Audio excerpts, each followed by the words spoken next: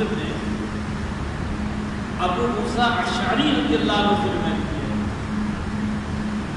کہ حضور علیہ السلام فرماتے ہیں کہ سب سے بڑھ کر نماز میں اس کا ثواب ہے جو زیادہ دور سے چل کر آئے، جتنے قدم کو چل کر آ رہا ہے اتنا ہی اس کو رب کائنات نماز پڑھنے کا ثواب زیادہ عطا کرتا ہے۔ اب یہ اس کی ایک اور حدیث یہ مسلم شریف میں ہے، حضرت جابر رضی اللہ تعالیٰ عنہ روایت کرتے ہیں کہ مسجد نبوی کی گرد کچھ زمینیں خالی ہوئی تو بنی سلمہ نے چاہا کہ مسجد کے قریب آئے۔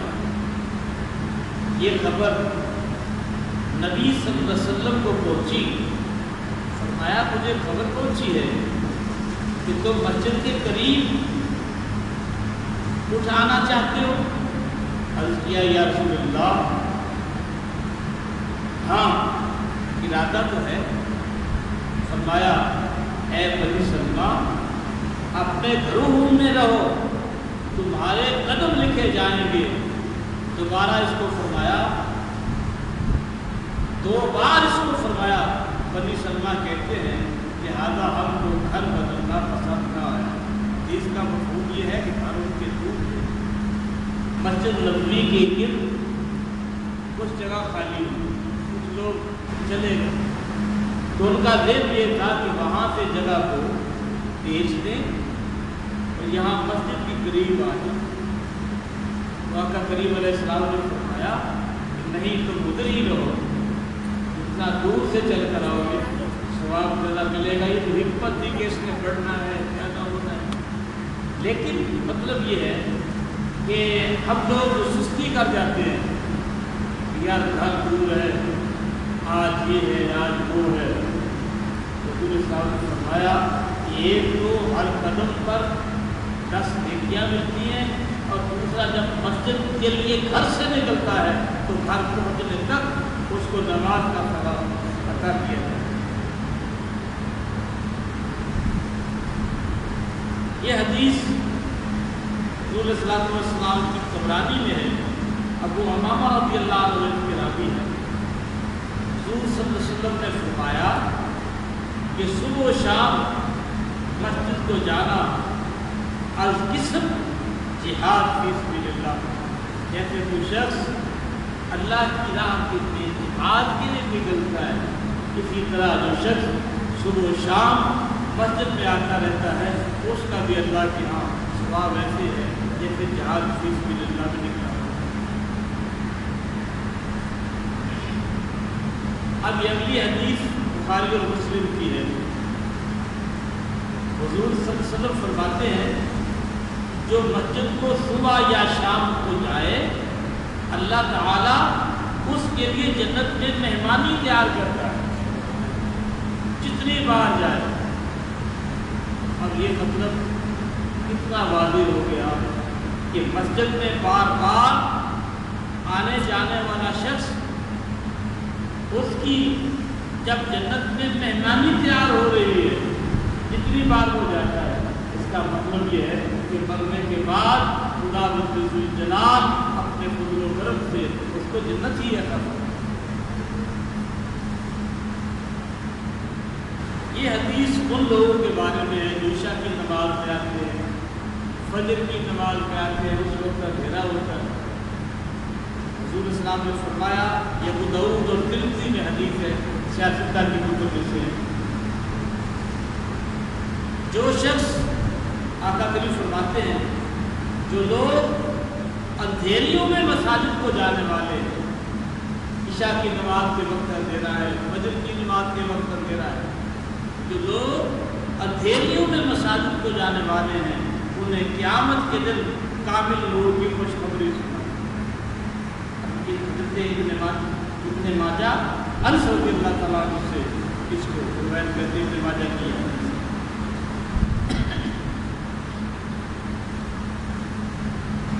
یہ حدیث ابو داؤد شریف کی ہے اور حضرت ابو امامہ رضی اللہ عنہ سے راوی روایت ہے یہ حضور صلی اللہ علیہ وسلم فرماتے ہیں 3 شخص اللہ کی زبان میں، ذمہ داری میں، امان میں.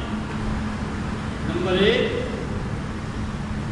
اگر یہ 3 شخص زندہ رہیں تو روزی دے اور کفایت کرے. اب 3 شخصوں کے متعلق کیا فرمایا جا رہا ہے؟ اگر یہ زندہ رہیں تو اللہ ان کو روزی بھی عطا کرے اور کفایت کرے، یعنی کسی کے محتاج. نمبر 1، زندہ رہیں تو روزی دے، کفایت کرے، اور مر جائیں تو جنت میں داخل کرے. نمبر 1، جو شخص گھر میں داخل ہو اور گھر والوں پر سلام کرے. یعنی آپ یہاں سے اپنے گھر جاتے ہیں، گھر میں بیوی ہے، بچے ہیں، بہن ہے، ماں ہے، تو کیا کہنا چاہیے؟ السلام علیکم ورحمۃ اللہ.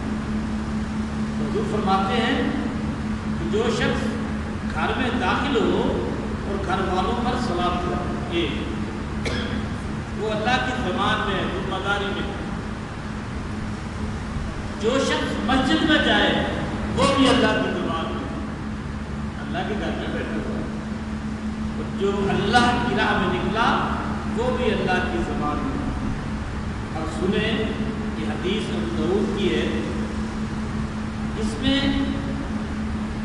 یہ فرمایا گیا کہ 3 شخص خوش قسمت ہے. اگر وہ زندہ رہیں تو اللہ ان کو روزی عطا کرے. اور کیسی روزی؟ کفایت. یہ روزی میں برکت ہوتی ہے. اگر وہ انتقال کر جائیں تو اللہ ان کو جنت میں داخل کرے. 3 شخص کون ہیں؟ جو شخص گھر میں داخل ہو تو گھر والوں کو سلام کرے، السلام علیکم، وعلیکم السلام. اوپر سلامتی، اوپر سلامتی کے لیے دعا کر رہے ہیں. مسجد کو جائے اللہ کی زبان میں. جو اللہ کی راہ میں نکلا، دین کے لیے نکلا، جہاد کی اللہ کے نکلا، وہ بھی اللہ کی زبان میں. یہ حدیث طبرانی میں ہے. سلمان فارسی رضی اللہ تعالیٰ عنہ اس کو روایت کر رہے ہیں. فرماتے ہیں جس نے گھر میں اچھی طرح وضو کیا اور پھر مسجد کو آیا، وہ اللہ کا زائر. جس کی زیارت کو جائے اس پر حق ہے کہ زائر کا اکرام کرے. دیکھا ہے مسجد میں نماز پڑھنے والوں کی لوگ عزت کرتے ہیں. اللہ ان کے دلوں میں ڈالتا ہے کہ آپ نے ان کی عزت کر. اور اس سے یہ بھی مسئلہ ثابت ہوا کہ کوشش کریں کہ گھر سے وضو کر کے پھر مسجد میں آئیں، تاکہ جو راستے میں آپ نے سفر کیا وہ بھی سنت کے مطابق ہو. یہ ابن ماجہ کی حدیث ہے. حضرت ابو سعید خدری رضی اللہ عنہ اس کے راوی ہے. فرماتے ہیں صلی اللہ علیہ وسلم کہ جو گھر سے نماز کو جائے اور یہ دعا پڑھے،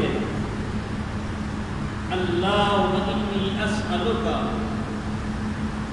بحق السائلین علیک وبحق ممشى هذا فإنی لم أخرج عشرا ولا قدرا ولا رعاعا ولا سمعة وخرجت اتقاء سخطك وابتغاء مرضاتك فاصبر أن تعيذني من النار وأن تغفر لي ذنوبي إنه لا يغفر الذنوب إلا أنت. اس کا ترجمہ یہ ہے کہ اے اللہ، میں تجھ سے سوال کرتا ہوں اس حق سے کہ تو نے سوال کرنے والوں کا اپنے ذمہ کرم پر رکھا ہوا ہے، اور اپنے اس چلنے کے حق سے، کیونکہ میں تکبر و فخر کے طور پر گھر سے نہیں نکلا اور نہ دکھانے اور سنانے کے لیے نکلا. میں تیری ناراضگی سے بچنے اور تیری رضا کی طلب میں نکلا. سے سوال کرتا ہوں کہ جہنم سے مجھے پناہ دے اور میرے گناہوں کو بخش دے، تیرے سوا کوئی گناہوں کا بخشنے والا نہیں، تو اس کے لیے حضور فرماتے ہیں کہ اللہ رب العزت اس کی طرف متوجہ ہوتا ہے اور 70,000 فرشتے اس کے لیے استغفار کرتے ہیں۔ تو یہ تھی وہ چند احادیث، کیونکہ وقت تھوڑا ہے اور میں نے ابھی وضو کے حوالے سے کرنی ہے۔ عقل مند کے لیے اشارہ کافی ہے کہ مسجد، اس کا نتیجہ یہ نکلا کہ مسجد اللہ کی رحمت کا برکت ہے، مسجد میں آنا بخشش کا سبب ہے، مسجد میں آنا جنت میں جانے کا سبب ہے، مسجد میں آنا رزق کی برکت کا سبب ہے، مسجد میں آنے والا اللہ تبارک و تعالیٰ کا مہمان ہے، مسجد میں آنے والا مومن ہے۔ حضور فرماتے ہیں کہ مومن مسجد سے ایسے محبت کرتا ہے جیسے مچھلی پانی میں کچھ لیتی ہے، اور منافق مسجد سے ایسے بھاگتا ہے جیسے کہتے کہ کھانے سے کھاتا۔ اب ان احادیث کی روشنی میں ہم بخوبی یہ نتیجہ نکال سکتے ہیں کہ مسجد میں آنا بہت ہی سعادت کا سبب ہے۔ اب ہم تو لوگ وضو بناتے ہیں نماز کے لیے، قرآن مجید پڑھنے کے لیے، اس وضو بنانے کا کتنا ثواب ہے جو حدیث میں ہے، اب اس حوالے سے آپ کے سامنے اور قرآن مجید کے حوالے سے آپ کے سامنے بسم اللہ الرحمن الرحیم۔ یا ایھا الذین آمنوا اذا قمتم الی الصلاۃ فاغسلوا وجوہکم وأيديكم إلى المرافق وامسحوا برؤوسكم وأرجلكم إلى الكعبين۔ یہ سورہ مائدہ کی آیت نمبر 6 ہے۔ ترجمہ یہ ہے،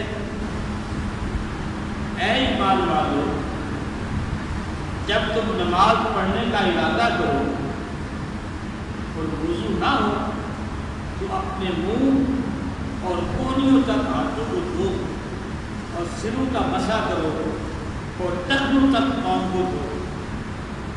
یعنی کہ یہ چیزیں جو وضو میں فرض ہیں ان کا تذکرہ ہو رہا ہے۔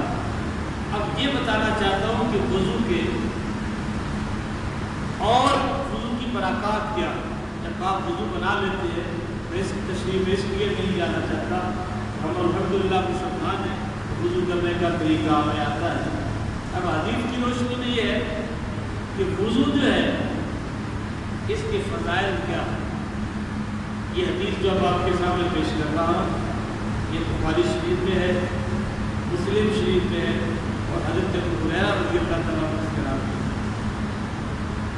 حضور اقدس صلی اللہ علیہ وسلم ارشاد فرماتے ہیں کہ قیامت کے دن میری امت اس حالت میں بلائی جائے گی کہ منہ اور ہاتھ پاؤں سارے وضو سے چمکتے ہوں گے اور جس سے ہو سکے چمک زیادہ کریں۔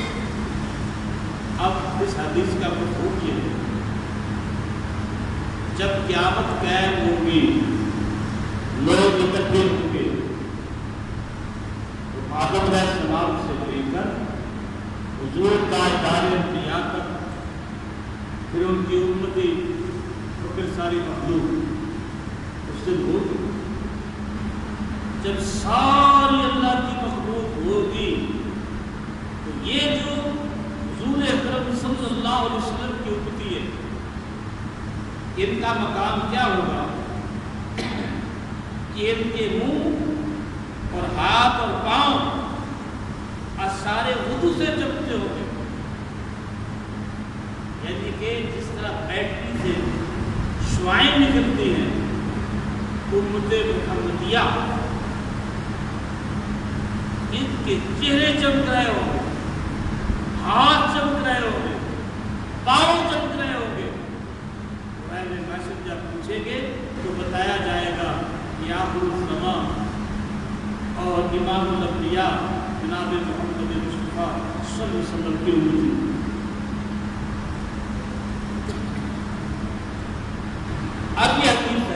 शरीफ की आपके सामने पेश करता हूँ। हुजूर सल्लल्लाहु अलैहि वसल्लम ने इरशाद फरमाया, क्या तुम्हें मैं ऐसी चीज़ ना बता दूँ जिस वक्त अल्लाह ताला खताएं माफ़ फरमा दे, ये मिटा दे, दर्जात बुलंद करे, यानी गुनाह माफ़ हो जाए, दर्जे तुम्हारे बुलंद हो जाए। अर्ज़ की हाँ या रसूलुल्लाह सल्लल्लाहु अलैहि वसल्लम। फरमाया जिस वक्त वज़ू नागवार होता है उस वक्त वज़ू काबिल करता हूँ।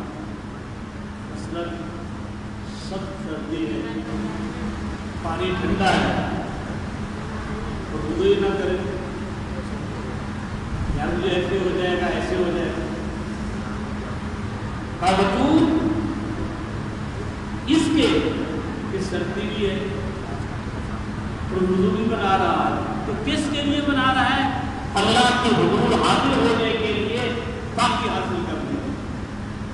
जब वो इस तरह वज़ू बनाता है अल्लाह के हुजूर हाजिर होने के लिए और पाकी हासिल करने के लिए, हुजूर सल्लल्लाहु अलैहि वसल्लम फरमाते हैं अल्लाह गुनाहों को माफ़ फरमा देता है, दर्जात को बुलंद कर देता है।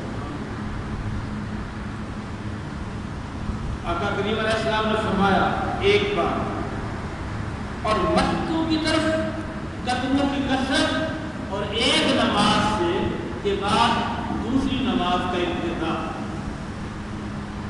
मस्जिद दूर है फिर भी पैदल जा रहा है, कोई बात नहीं यार, अल्लाह की घर की तरफ जाना है, कोई बात नहीं जा रहा है।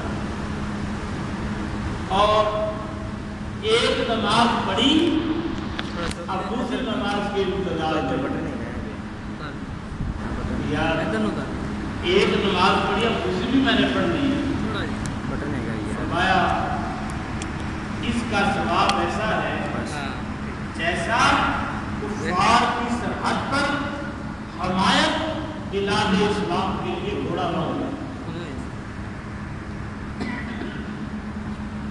अब ये अगली हदीस नसाई शरीफ में है, अब्दुल्लाह सुनाबही रज़ियल्लाहु अन्हु इसके रावी है। रसूलुल्लाह सल्लल्लाहु अलैहि वसल्लम ने फरमाया कि बंदा मुसलमान जब वुज़ू करता है तो कुल्ली करने से उनके गुनाह गिर जाते हैं। जब नाक में पानी डालकर नाक साफ किया तो नाक के गुनाह निकल गए, जब मुंह धोया तो उसके चेहरे के गुनाह निकले, यहाँ तक के पलकों के गुनाह निकले। यानी जिस जिस चीज़ को धोता जाता है अल्लाह उसके गुनाह माफ करता है।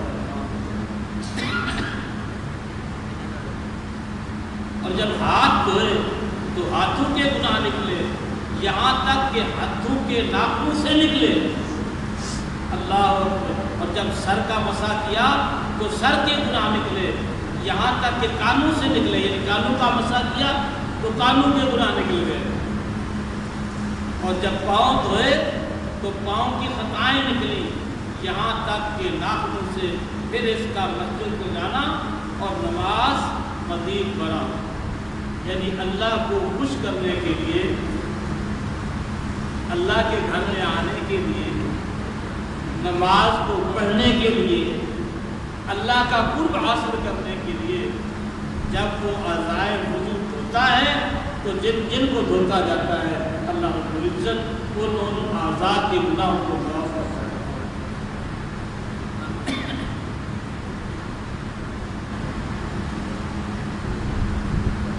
ये हदीस जो आपके सामने पेश कर रहा हूँ, ये हदीस हज़रत उस्मान गनी रज़ियल्लाहु ताला अन्हु ने अपने गुलाम इमरान से, और उन्होंने नबी पाक अलैहिस्सलातु वस्सलाम से ये हदीस बयान की है कि मैंने रसूलुल्लाह सल्लल्लाहु अलैहि वसल्लम से सुना है कि जो बंदा वुज़ू कामिल करता है अल्लाह ताला उसके अगले पिछले गुनाह माफ़ करता है। यार इस बात पर गौर करें پچھلے گناہ تو بخش دیے گئے اور اگلے کا استعمال کرنا، اس پر غور کیا ہے؟ یہ تو سمجھنے میں بات آ رہی ہے نا کہ جو گناہ کیے اللہ تعالیٰ ان کو بخش دیتا ہے، تو پھر اگلے کا کیا مطلب ہوا؟ اس کا مطلب یہ ہے اللہ رب العزت جو مستقبل میں گناہ کا صدور ہوتا ہے اسے اس کو ایسی معافی دیتا ہے کہ وہ گناہوں سے باز آ جاتا ہے۔ اللہ پاک جل مجدہ الکریم نے تمام انبیاء علیہ السلام کو معصوم نہیں بنایا، انبیاء علیہ السلام سے وہ کبیرہ گناہ سنت ہی نہیں ہوتے جس سے اللہ رب العزت ناراض ہے۔